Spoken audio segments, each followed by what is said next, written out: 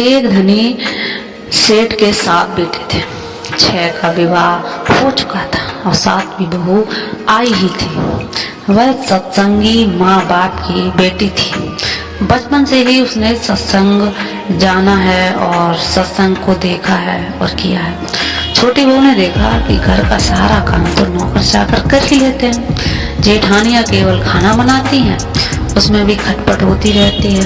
बहू को सुसंस्कार मिले थे कि अपना काम स्वयं करना चाहिए, प्रेम से मिलजुल कर रहना चाहिए। अपना काम स्वयं करने से स्वास्थ्य बढ़िया रहता है। उसने युक्ति खोज निकाली और सुबह जल्दी स्नान करके शुद्ध वस्त्र पहनकर पहले ही रसोई में जा बैठी। जेठानियों ने टोका, लेकिन फिर भी उसने बड़े प्रेम से रसोई बनाई और सबको प्रेम से भोजन कराया। सभी बड़े तृप्त व प्रसन्न हो गए। दिन में सास छोटी बहू के पास जाकर बोली, बहू तू सबसे छोटी है, तू रसोई क्यों बनाती है? तेरी तो 6 जेठानियां हैं। बहू बोली, माँ जी कोई भूखा अतिथि घर आ जाए तो उसको आप भोजन क्यों कराते हो? बहू, शास्त्रों में लिखा कि अतिथि भगवान का स्वरूप होते हैं, भोजन पाकर वह तृप्त होते हैं तो भोजन कराने वाले को बड़ा पुण्य मिलता है। तो बोली, माँ जी अतिथि को भोजन कराने से पुण्य होता है तो क्या घर वालों को भोजन कराने से पाप होता है? अतिथि में भगवान का स्वरूप है तो घर के सभी लोग भी तो भगवान का स्वरूप है, क्योंकि भगवान का निवास तो जीव मात्र में है। और माँ जी अन्न आपका, बर्तन आपके, सब चीजें आपकी। मैं जरा सी मेहनत करके सब में भगवत भाव रख के रसोई बनाकर खिलाना की थोड़ी सी सेवा कर लूँ तो मुझे पुण्य होगा कि नहीं होगा? सब प्रेम से भोजन करके तृप्त हो गए। प्रसन्न होंगे तो कितना लाभ होगा। इसलिए माँ जी आप रसोई मुझे बनाने दो, कुछ मेहनत करूंगी तो स्वास्थ्य भी बढ़िया रहेगा। सास ने सोचा कि बहू बात तो ठीक करती है, हम इसको सबसे छोटी समझते थे पर इसकी बुद्धि तो सबसे तेज है। दूसरे दिन सास सुबह जल्दी स्नान करके रसोई बनाने बैठ गए। उन्होंने देखा तो बोला, माँ जी आप परिश्रम क्यों करती हैं? सास बोली, तुम्हारी उम्र में मेरी उम्र ज्यादा है, मैं जल्दी मर जाऊंगी, मैं अभी पुण्य नहीं करूंगी तो फिर कब करूंगी? बहू बोली, माँ जी इसमें पुण्य क्या है, यह तो घर का काम है। सास बोली, घर का काम करने से पाप होता है तो क्या जब भूखे व्यक्तियों को, साधुओं को भोजन कराने से पुण्य होता है तो क्या घर वालों को भोजन कराने से पाप होता है?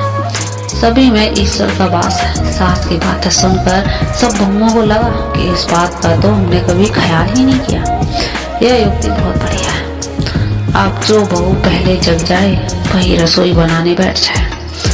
पहले तो जो भाव था कि तू रसोई बना तो 6 बारी बनी थी, लेकिन अब मैं बनाऊं यह भाव हुआ तो 8 बारी बन गई। 2 और बढ़ गई, सास और छोटी बहू की। काम करने में तू कर इसमें काम बढ़ जाता है और आदमी कम हो जाते हैं। मैं करूं इसमें काम हल्का हो जाता है और आदमी बढ़ जाते हैं। छोटी बहू उत्साही थी, सोचा कि अब तो रोटी बनाने में चौथे दिन बारी आती है, फिर क्या किया जाए। घर में गेहूं पीसने की चक्की पड़ी थी, उसने गेहूं पीसने शुरू कर दिया। मशीन की चक्की का आटा गरम गरम बोरी में भर देने से जल जाता है। उसकी रोटियां स्वादिष्ट नहीं होती, लेकिन हाथ से पिसा गया आटा ठंडा और अधिक पौष्टिक होता तथा उसकी रोटी भी स्वादिष्ट होती। छोटी बहू ने गेहूं पीसकर उसकी रोटी बनाई तो सब कहने लगे कि आज तो रोटी का जायका बड़ा विलक्षण है। सास बोली, बहू तू क्यों गेहूं पीसती है, अपने पास पैसों की कमी नहीं है? माँ जी हाथ से गेहूं पीसने से व्यायाम हो जाता है और बीमारी भी नहीं आती। दूसरा, रसोई बनाने से भी ज्यादा पुण्य गेहूं पीसने में होता है।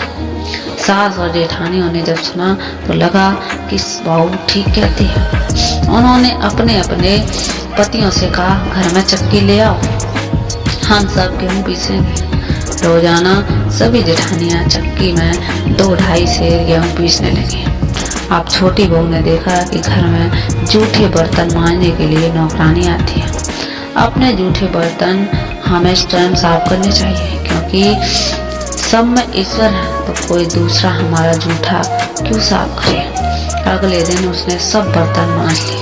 सास बोली, बहू विचार तो कर, बर्तन मांजने से तेरा गहना घिस जाएगा, कपड़े खराब हो जाएंगे। माँ जी, काम जितना छोटा हो उतना ही उसका महात्मा होता है ज्यादा।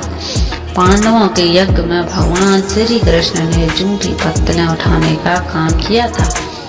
दूसरे दिन सास बर्तन मांजने बैठे। उसको देखकर सब बहुएं बर्तन मांजने शुरू कर दिए। घर में झाड़ू लगाने नौकर आता था। अब छोटी बहू ने सुबह जल्दी उठकर झाड़ू लगानी शुरू कर दी। सास ने पूछा, बहू झाड़ू तूने लगाई थी? माँ जी, आप मत पूछिए, आपको बोलती हूँ तो मेरे हाथ में काम चला जाता है। झाड़ू लगाने का काम तो नौकर का है, तू क्यों करती है? माँ जी, रामायण में आता है कि वन में बड़े बड़े ऋषि मुनि रहते थे, लेकिन भगवान उनकी कुटिया में जाकर पहले सबरी की कुटिया में गए, क्योंकि सबरी रोज चुपके से झाड़ू लगाती थी, पंपासर का रास्ता साफ करती थी।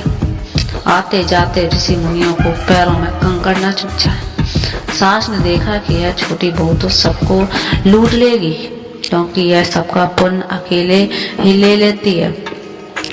अब सास और सब बहुओं के मिल के झाड़ू लगाना शुरू करती।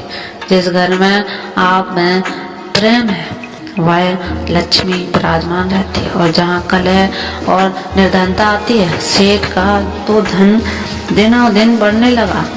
उसने घर की सब स्त्रियों के लिए गहने और कपड़े बनवा दिए।